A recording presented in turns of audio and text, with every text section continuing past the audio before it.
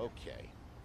All right. Good morning, everyone. Thanks for coming on a beautiful spring morning here in Washington, D.C., and I'm proud to be joined by my colleagues, Senator Cantwell and Markey, and Senator Menendez will be joining us shortly. Now, during President Trump's campaign, he promised middle-class families and those trying to get to the middle class that he understood the problems they were facing and their burdens that, quote, he alone can fix. Instead, he came into office, and what we've witnessed is a president who time and time again has chosen to side with the wealthiest Americans and the biggest corporations at the expense of the middle-class families of this country.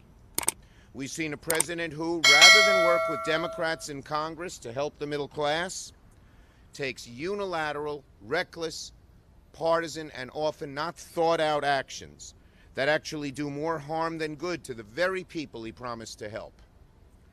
And sometimes it's the actions he doesn't take that do the most harm. Case in point, the soaring gas prices in this country and the president's tax law. Let me explain. According to energy analysts and experts, President Trump's reckless decision to pull out of the Iran deal has led to higher oil prices. These higher oil prices are translating directly to soaring gas prices, something we know disproportionately hurts middle and lower income people, since a larger chunk of their disposable income goes for gasoline. Meanwhile, the president's tax law, which he promised would be a middle-class miracle, has been a boon to corporate executives and wealthy shareholders, particularly the big oil companies. Middle-class families are getting hit in the pocketbook, while oil companies rake in billions in profit, with a huge tax giveaway on top. Now the rising gas prices will, as one economist put it, roughly cancel out the 2018 consumption boost from tax cuts, and is particularly large on the lower end of the income spectrum. Let me say that again. The gas prices will roughly cancel out the 2018 consumption boost from tax cuts. That's right. Whatever meager benefit working families might have seen from Trump's tax scam for the rich is being wiped out by the gas prices that President Trump is responsible for.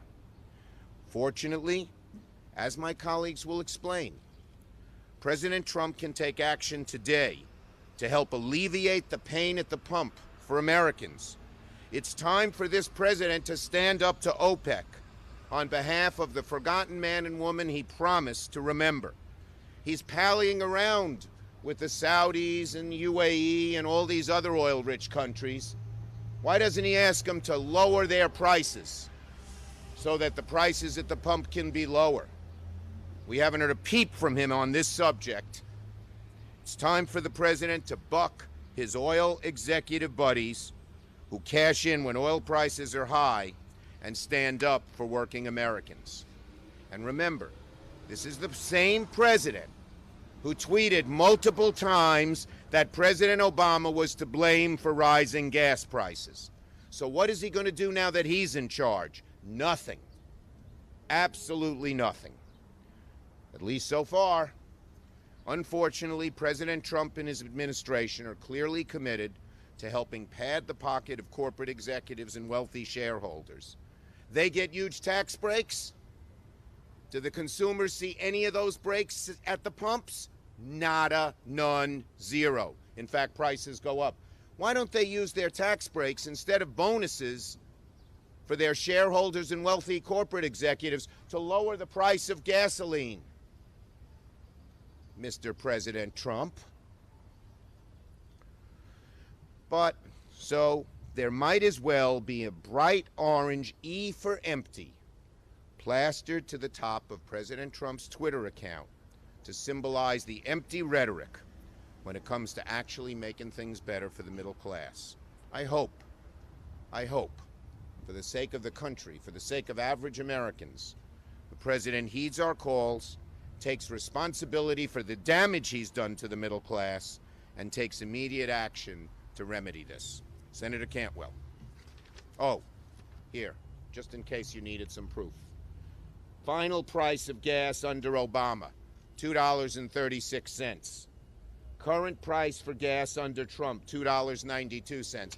Mr. President, you can't blame this on President Obama as you try to blame everything on him. It's time for you to act.